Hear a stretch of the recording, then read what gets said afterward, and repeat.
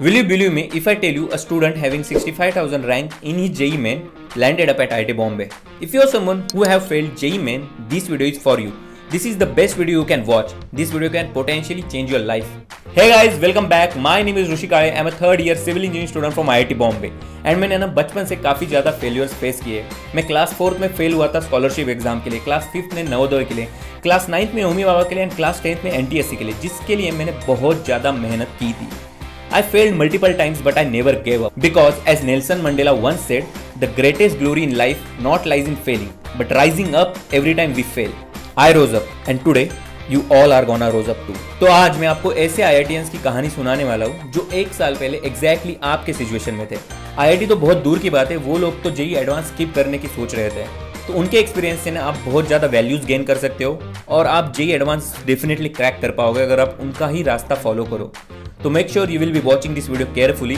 So let's begin.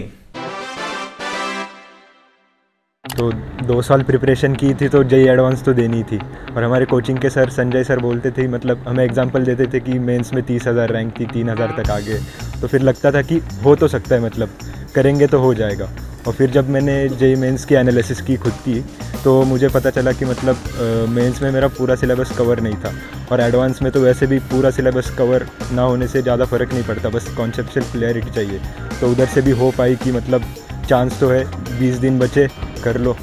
तो my basic mental level during that phase was कि अच्छा अब तो हो गया है, मेंस जो हो गया उसको रिपीट तो कर नहीं सकते, तो we can just look forward. तो ऑप्टिमिस्टिक रहने की कोशिश की, मोटिवेट करने की कोशिश की खुद को, और मतलब ये था कि advance was always more logical than men's. तो दिमाग में ये चीज़ रहती थी कि मेंस में रट्टा मारना होता था, वो मुझसे नहीं होता था, तो वो चीज़ थोड़ा सा एज था मेरे लिए, तो इसमें मोटिवेशन था। मेंस का सेकेंड अटेम्प्ट हो गया था और मुझे पता चल गया था कि जो मैं अपना बेस्ट दे सकता था वो दे नहीं पाया।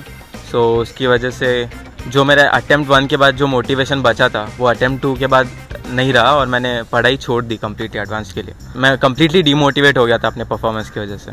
सो मेरा मोटिवेशन आया था मेरा गुरु अन्नी SSR ऑब्वियसली चिचोरे से। तुम्हारा रिजल्ट डिसाइड नहीं करता है तुम लूजर हो कि नहीं, तुम्हारी कोशिश डिसाइड करती है। यही मोटिवेशन लिया, मुझे पता है 20 दिन में अगर मैं पढ़ लिया तो मेरा ज़िंदगी बदलने वाला है, but I had nothing to lose. तो इसी मोटिवेशन से मैं पढ़ा था और JEE एडवांस लिखा था। मैंने पूरा एक दिन एनालिसिस में दिया था, तो पहले मैंने अपनी गलती निकाली तो मुझे पता चला कि मेरा सिलेबस कंप्लीट नहीं था। फिर मैंने देखा पास्ट ईयर्स में कौन से चैप्टर का कितना % वेटेज है JEE एडवांस में, फिर मैंने वैसे एक लिस्ट तैयार की। उसके बाद लगभग 45% पे 5,000 के आसपास तो रैंक आ जाती है JEE एडवांस में।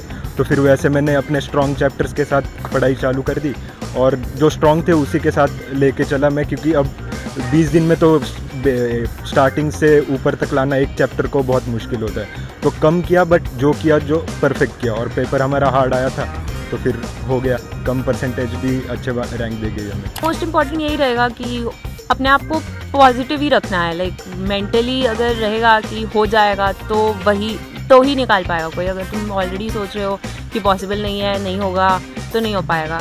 ऑल्सो मैंने भी ऐसी वीडियो सर्च करने की कोशिश की थी कि मेंस एडवांस में इम्प्रूवमेंट रैंक वगैरह, तो ये था कि अच्छा पॉसिबल है या नहीं है, होता है कि नहीं होता है, तो होता है। Just keep yourself motivated. ऐसे टिप्स देने के लिए कुछ है नहीं, क्योंकि जैसे मैंने कहा था कि मेरा मोटिवेशन कंप्लीट डाउन हो गया था, मैंने पढ़ाई छोड़ दी थी, तो क्योंकि एडवांस के लिए कुछ स्कोप नहीं दिख रहा था कि कुछ होगा, क्योंकि मेंस ही इतना ख़राब गया था।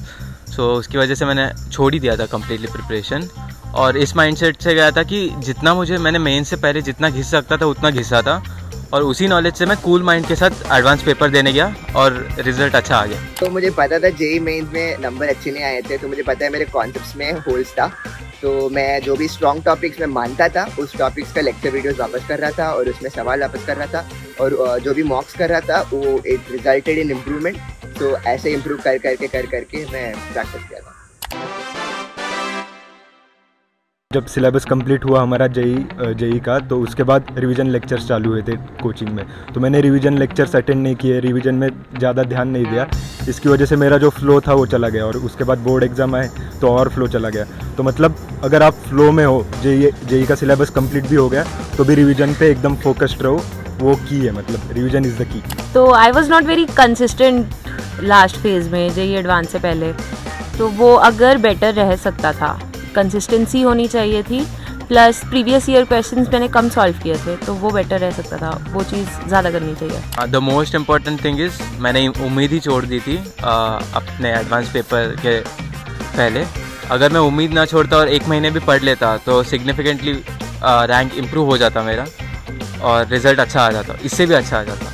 आई कुड हैव प्लान की इस लाइक ऐसे करना और प्लान के हिसाब से शुरू से कर लिया तो मेरा स्ट्रेस कम होता और मेरा कॉन्फिडेंस बढ़ा जाता। आई होप कि आपको इस वीडियो से वैल्यूएबल लेसन्स मिले होंगे। I don't want to waste your any time, so go back and study and believe in yourself. You can crack JEE Advanced. If you want more tips, you can watch this video too. Bye bye, see you soon.